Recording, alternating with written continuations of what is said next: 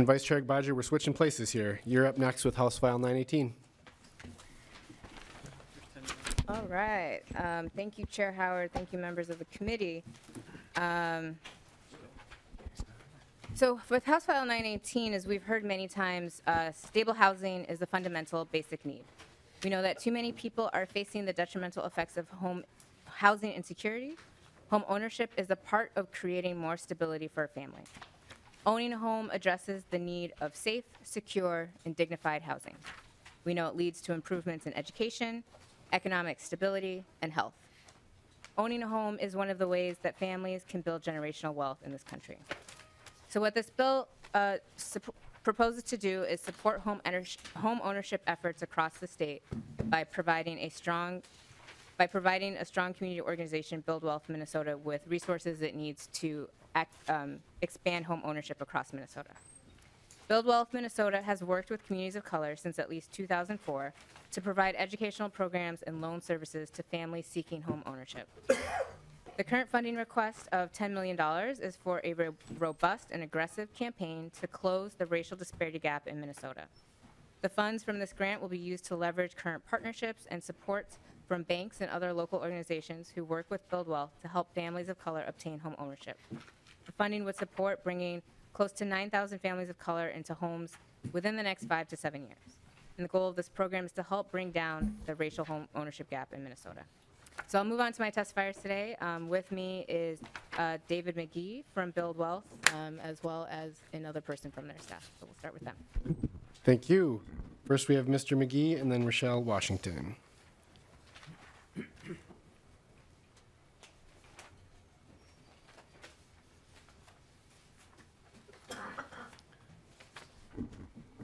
Welcome to the committee. Thank you for having me. Chairman, and thank you, committee, as well. My name is David McGee, and I'm the Executive Director of Build Wealth Minnesota.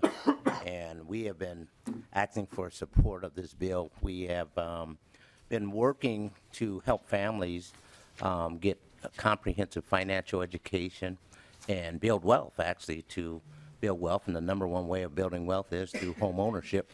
We've been doing this since 2004, putting thousands of families into homes, into sustainable jobs, and increasing their stability through the Family Stabilization Plan program.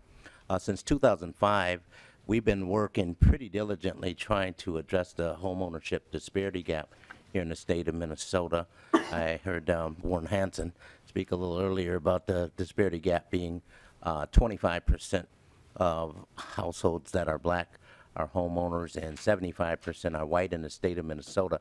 But in the city of Minneapolis, that number is 19%, and in the city of St. Paul, 16%.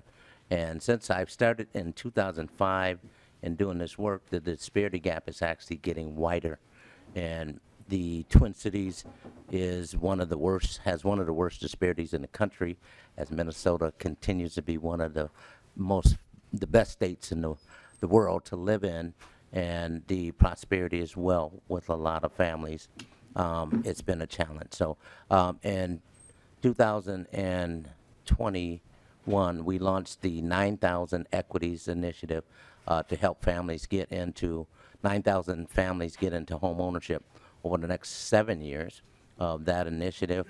We've been able to get several stakeholders, several banks, several foundations, several corporate organizations to all come together to help us fund this opportunity. We are using the $10 million to help leverage and build a loan fund, which we launched in May. One similar we had called the Targeted Mortgage Opportunity Program that Minnesota Housing worked with us back in 2014 and 15. We're bringing a similar loan product because the loan products that are currently on the market have been around with the same underwriting criteria for nearly 80 years and haven't changed. And so we need to have kind of a little more lenient loan product, not a subprime loan product, but a product that allows for some compensating factors to have families that have had a challenge getting into home ownership and accessing loan products right now. There are some products in the marketplace that require mortgage insurance, which with the high cost of housing going up and the interest rates that are rising is making it very difficult to afford any houses that are decent. So we've been using this loan product to help families access some affordable and favorable housing. And so we're hoping that you support this bill for us to continue moving on with this particular program. All of the families that go through this loan program go through long-term comprehensive education, financial coaching. There's some matching savings programs that are part of the product as well that help people build up enough money just in case life hits them, and or there's some challenges with maintenance items. We don't want them to run into trouble as soon as they buy their house, and 9 months later they need a water heater and they have no money. So we're actually matching savings to actually help boost the opportunity for them not to go back into trouble after they purchased a home. So we're hoping that you guys will support this. We really appreciate the opportunity to come and speak about it today. Thank you. Next, we have Rochelle Washington.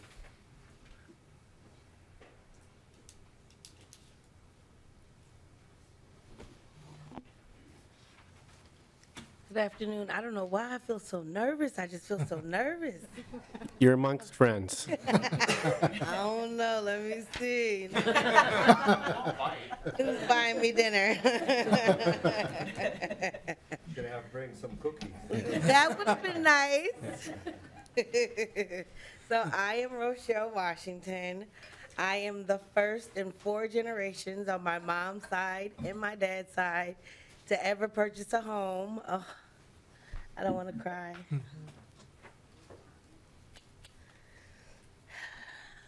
About maybe 4 years ago, I joined David's program to help with my credit. My credit score was a 545. I had attended his courses, and then I started to repair my credit. I stopped repairing my credit because life got in the way. So I kind of put it on the back burner.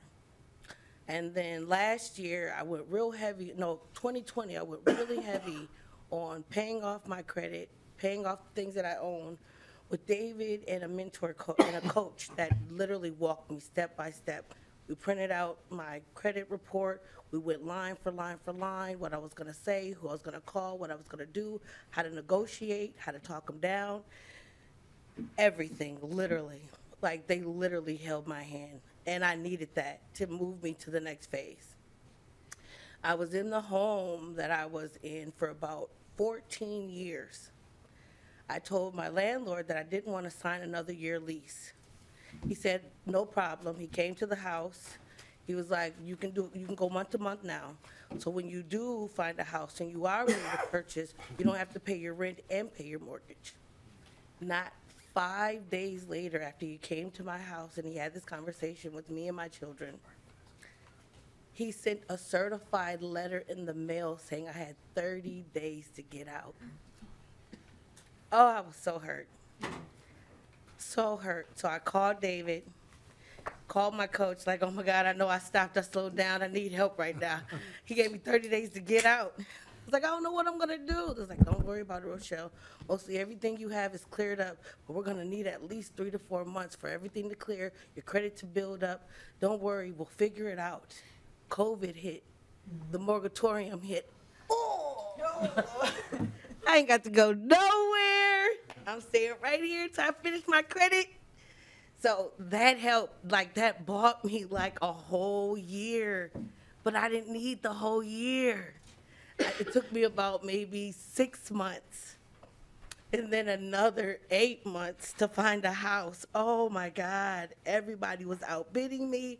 There was like 35 people bidding on one home. People were paying $30,000 over the asking cost with no inspection. I'm like, this is my first house. I gotta get it inspected. I don't want it to fall apart when I buy it. Oh no. But I found a house, brand new, built from the ground up, PRG, David. They told me I had to bring $1,500 down to closing. when I got to the closing, they gave me a check back. I've been in my house now a whole year. They sent me a $5,000 check back. I'm going on vacation. But now I am proud to say that I have a credit score of 791. I can buy whatever I want. So with that being said, my son is going to buy his first home in this program. My daughter just got a 680. She's going to be purchasing her home in this program. And if it wasn't for Build Wealth taking the time with me on my time, and when I kicked up the gear, they kicked up the gear. When I slowed down the gear, they slowed down the gear. Like, it was on me to do what I needed to do for my next level. So this program literally saved me from being homeless. So yeah, that's all I have to say. And oh, before that, I was in Section 8. I was a Section 8 recipient for over 20 years. 20 years. But yeah, I'm not now, so it's real. The bills are the same amount that they were back then. But yeah, thank you. Thank you. 791. Thank you, Ms. Washington. Thank you. Is there anyone else who'd like to testify? If not, we do have an A1 amendment. Actually, we have an A1 and an A2. We'll go with the A1 first. Who's offering the A1? Is that Me. Representative Dotseth? Thank you, Chair Howard. My amendment is a real simple amendment, Representative Abate. Looking to just adjust the line 1, page 1, line 18, delete 10 million, just insert 5 million. Page 2, line 3, just insert, what I'd like to do is just basically a real simple adjustment. I want to have it among statewide, where it's serving all communities, all undeserved communities, including the Hispanic, the Hmong, and all tribal communities. I think in greater Minnesota, that's a need that we have where I'm from. This is a one-time appropriation, and I just, I think it's a real friendly amendment. I think that this is something that would make sense for all of Minnesotans. I think that's, I think it's equitable for everyone. I think this is reasonable and fair. I would ask that you consider that today, please. Thank you. Representative Agbaje. Thank you, Chair Howard. Thank you, Representative Dotseth. I appreciate what you are trying to do in this amendment. I will just kind of call attention to a couple of things. First, we have, Build Wealth is requesting $10 million because that is the need that they see that they have. Unlike how we've discussed in some other bills, this bill has actually been thought out, and we've come to a number that makes sense for the work that Build Wealth does and the need that they see to continue to do that work. On the piece about expanding to greater Minnesota, I will say that in one of Build Wealth's recent report to MHFA, they do most of their work in Hennepin County, but they also move throughout the metro area, and they also work with households outside of the 7-county metro area as well. I will say that, and Mr. McGee can probably add more information, but for an organization that is based here and is continuing to build its capacity, I think it will take time for it to expand beyond where it is now, but that is something that they are doing. And then the organization has always been open to all communities, particularly communities of color, but it is not specific to only one demographic. So with that, I would recommend a no vote on this amendment. Representative Dotseth. Question, would you consider amending it if we kept the language where it actually includes all communities, all groups, including Hispanic, Hmong, statewide, if we maybe adjusted that number? Representative Agbaje. Chair Howard, Representative Dotseth, I think it's something we can continue to talk about. I know that we'll probably still have some time as we're putting the budget together, so we can talk about it, but at this time, the way it is, I'm not quite comfortable with it yet. And that is true. There would be time to work on this together before its inclusion. It is going to be laid over for possible inclusion. Being laid over, thank you. Representative Johnson. Chair Howard, Representative Badgie, I wish you would consider this amendment as a starting point. Yeah, we can look at the number of the dollar amount. I'm sure that's going to change. But I'm also nervous are concerned about the group that's it's going to. It was interesting, we had a presentation, a slide presentation in the last bill. Yes, about 25% of African Americans only own homes. I wish that was higher. Asian Indians only own about 43% own a home. The Ojibwe, it's only about 40, I guess it's about 47%.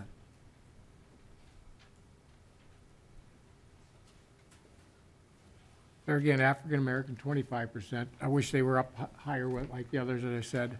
But then we have the Somali, less than 8%. And this organization that this money goes to only does it for one, and it's in their mission statement and in their thing, for one community. Leaving out everybody else in the state of Minnesota. I see Mr. McGee, the executive director, I mean the CEO, actually is both, according to their 990, is taking a stand. He's going to probably see that they do to other communities, or other individuals of color, which is great. But if you look at their website in the front page, it says a black community. I don't care where you live. Every Minnesotan is the same. I want everybody to have the equal opportunity. And this amendment starts that process. Instead of singling out, we need to treat everybody and get everybody the best they can. This amendment is a start.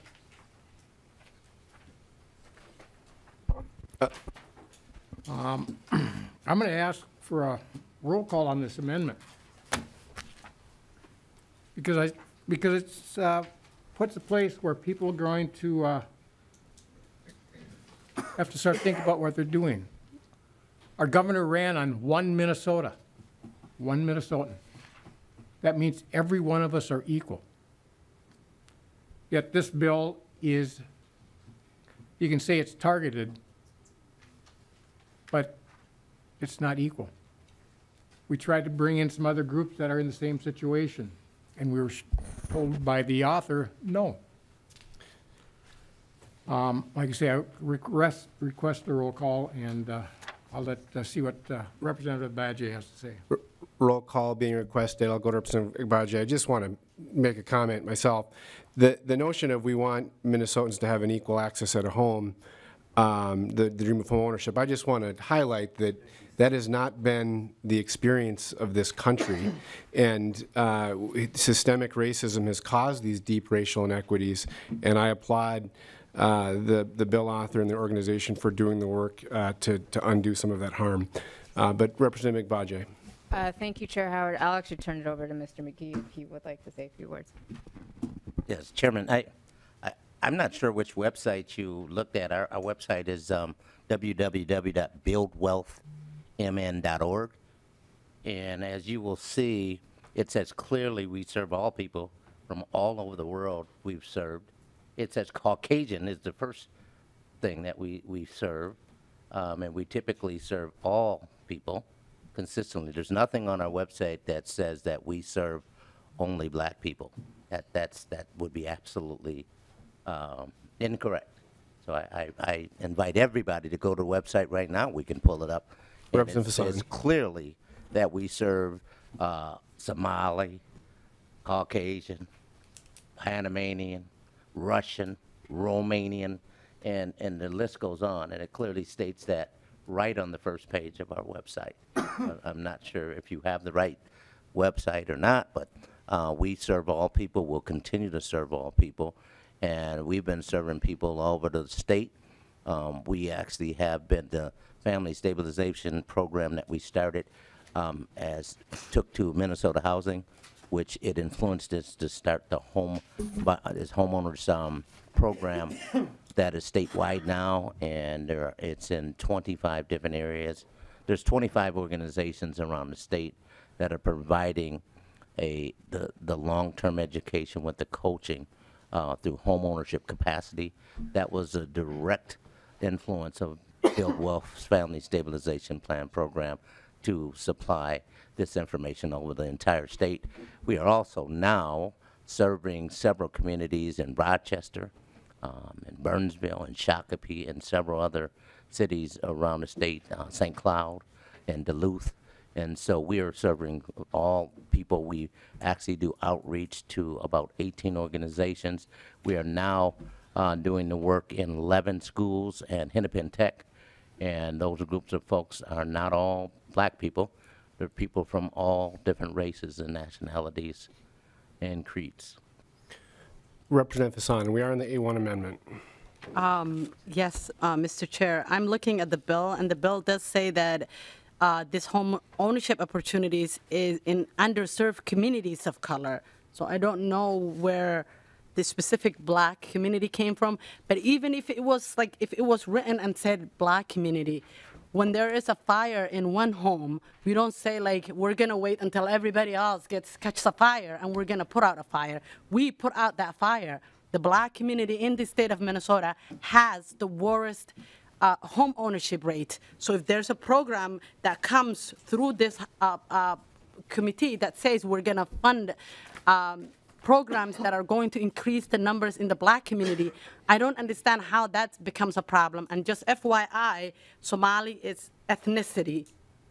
The race is black. So Somalis are included in the black community of Minnesota.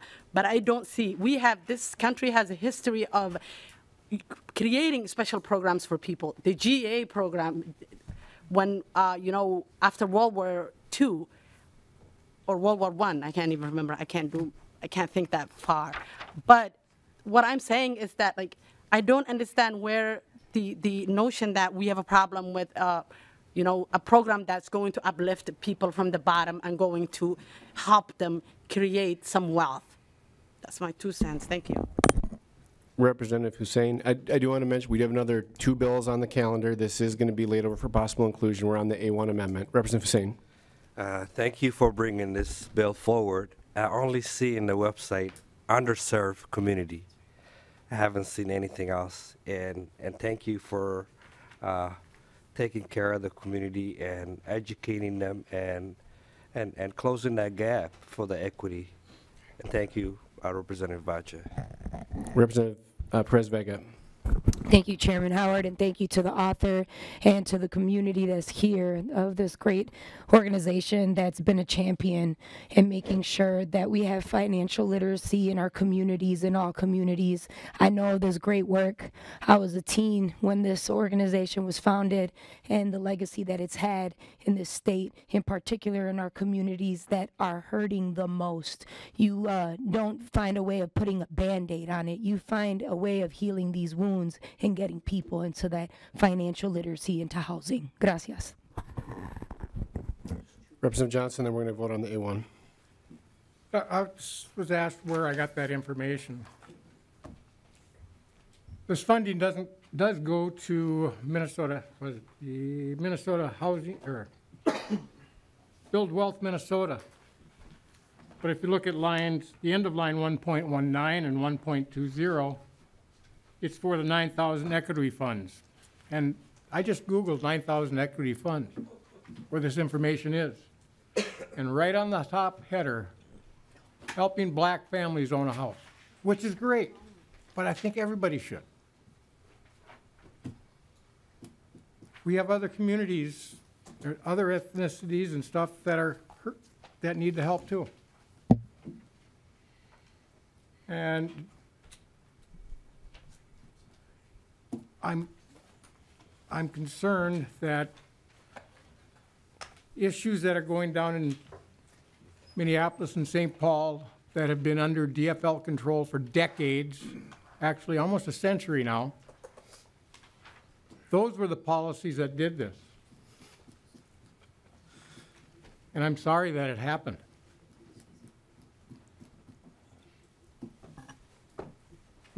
We're doing our best to fix it.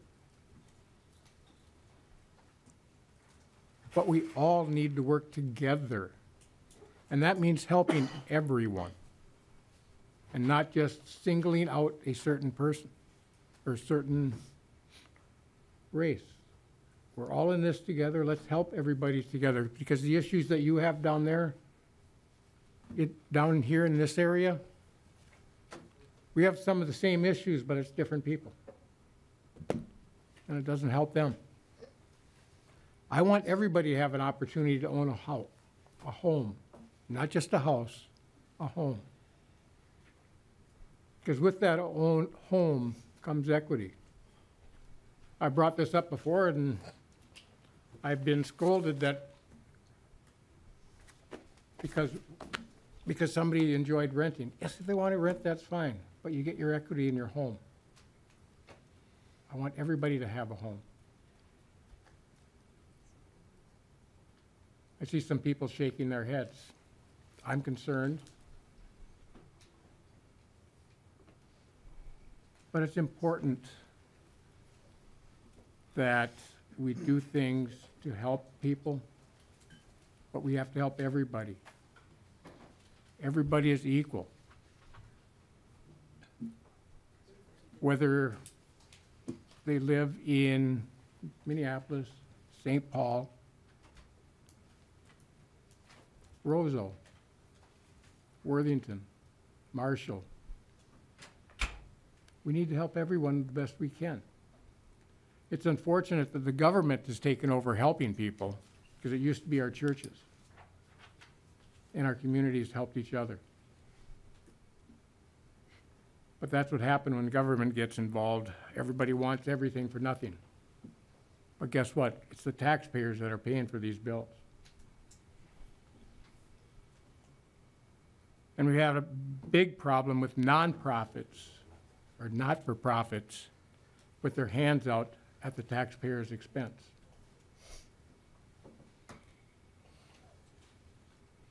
I think we need to start looking at what's going on. Because I do want to help people, but we have to do it the right way and treat everybody equally.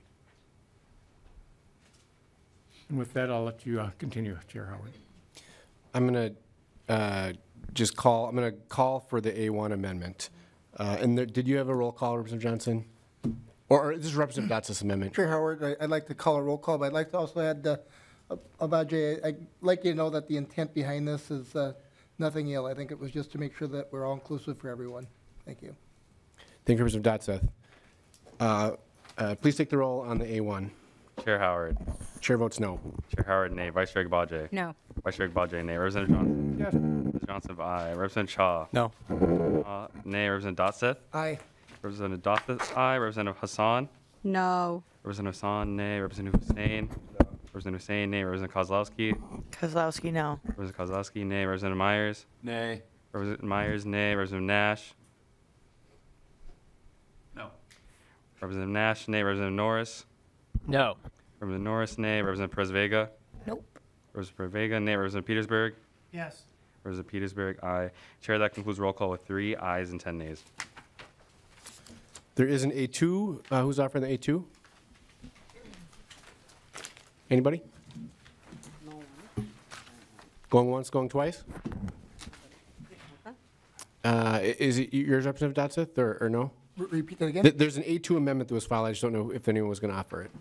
If not, we can proceed to closing comments from Representative Gbajé or to discussion on the bill. Representative Shaw. Thank you, Chair Howard. Rochelle Washington, I'm your friend. I hope so. And you remind me of my mother when she first got her first home, because she went through a similar program where she got educated on her credit score and, mortgage rates and, PMI, all these things, closing costs, HUD-1, TIL, whatnot. But yeah, and so I think this is a great program. And I just want to comment that I want to thank the government for helping me and my family. That's how we got into our first home. We live in Section 8 homes, and I'm here today because of those investments. So thank you to the government. Representative Myers. Thank you, Chair. Thank you for bringing this bill forward. There's definitely some things I like about this, the idea behind it. The question I had was, and this may lead to sounding like I want to spend more money, actually. Wait a minute. Sorry. I'm just interested, yes, I know. I'm interested to know from either of you, you know, it talks about the 9,000 homes.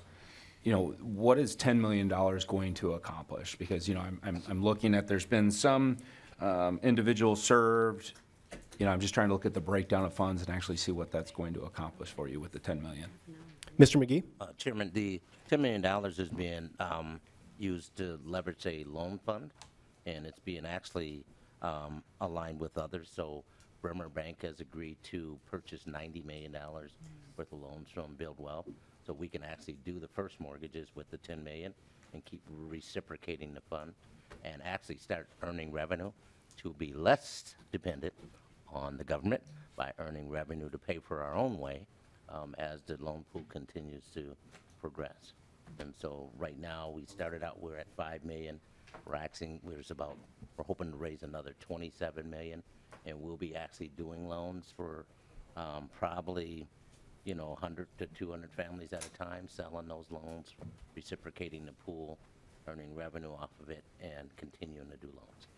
Representative Myers? And let's just, you know, the dollar figure itself, though, I mean, if you didn't get some of those other partners in there, I'm just trying to get in my own head how many potential, you know, families this would help serve. Chairman, we're doing about 20. It's usually the average loan size is $227,000. Okay. And so 10 million will probably get us 40 to 50 families, but we'll be able to leverage that with other funding. And then, like I said, reciprocate those, sell them, restore the pool, sell them, restore the pool, and ongoing. Thank you. Representative Kozlowski? Thank you, Chair Howard. I think my microphone isn't working, so hopefully I'll speak up. I wanted to say thank you, of course, big supporter of this bill and the work, as we've been having lots of conversations here and in many other committees on growing and regrowing that generational wealth. And some of the conversation very much is, will be a broken record that is the government's making through redlining and racial covenants, termination, and urban relocation programs that separated us from our communities and our land and our place in each other and dumped us into places like St. Paul and Minneapolis. And so there's lots and lots of reasons. But I want to focus on, as somebody who also grew up on Section 8 and holla to you, you know, I always say don't ever underestimate a cycle breaker. But I want to say to you that you're a cycle maker and a legacy maker is what this program's doing. I think it's fantastic. What I love a program like this in my community.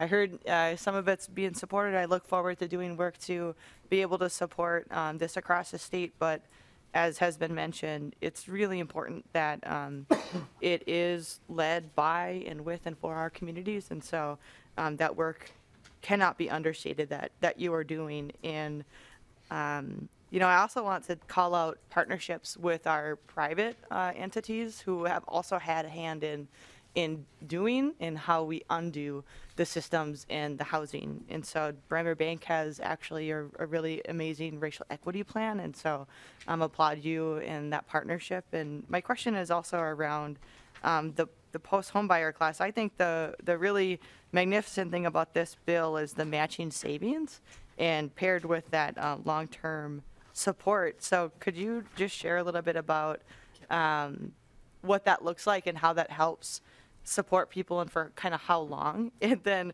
okay, this is my last comment. When you came up to the microphone, you used the $7.91. I thought it was Price is Right and Bob Barker. Thank you. Mr. McGee? Chairman, yeah, the program originally was set up as a 2-year program. And so there's 10 weeks of classes that you go through, and then you're paired up with a coach, and that coach is scheduled to work with you for up to 2 years, and they do these 6-month action plans. We have program benchmarks like credit and savings plans and income and a number of things that it takes for a family to really raise itself out of poverty and stay out of poverty. then the family also has some goals that it wants, like home ownership is. We love everybody to be in home ownership, but it has to be a family goal. And the family has goals to get rid of debt and to do some different things. And so that combination of that client working with a series of coaches helps them to get to that place. Usually it's 2 years. We've easily had families there 11 years.